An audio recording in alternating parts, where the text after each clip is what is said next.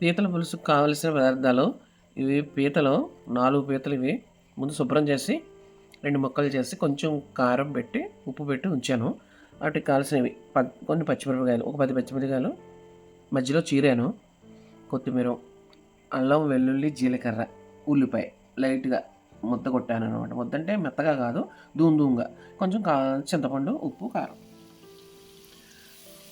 అల్లం వెల్లుల్లి జీలకర్ర ఉల్లిపాయ ముద్దని చెక్క ముక్కగా కొట్టాను కదా, అది వేసేసి నూనెలో దోరగా వేపుకోవాలి.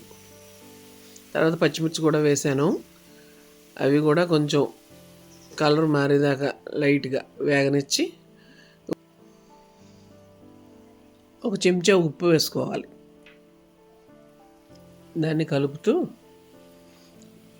ఒక 2 సార్లు కలుపుకుంటే బాగా కలుస్తుంది. ఓ పావు చెంచా పసుపు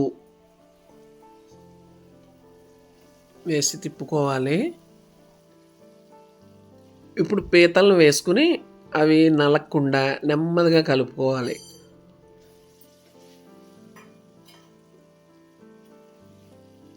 కొంచెం లైట్గా అలా నెమ్మదిగా తిప్పుకుంటే మగ్గుతాయి నూనెలో.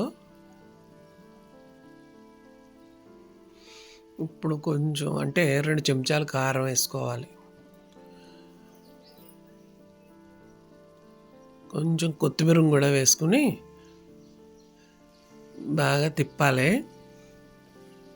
పైకి కిందకి నెమ్మదిగా పీతలు నలగకుండా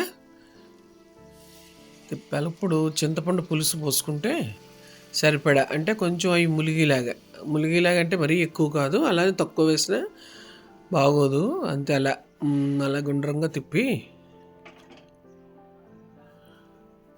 పెట్టుకోవాలి. ఇప్పుడు కొద్దిగా ఇంకొంచెం వేస్తున్నాను కొత్తిమీర వేసుకుంటే టేస్ట్ బాగుంటుంది, దగ్గర పడుతుంది. Like, share, subscribe to the channel.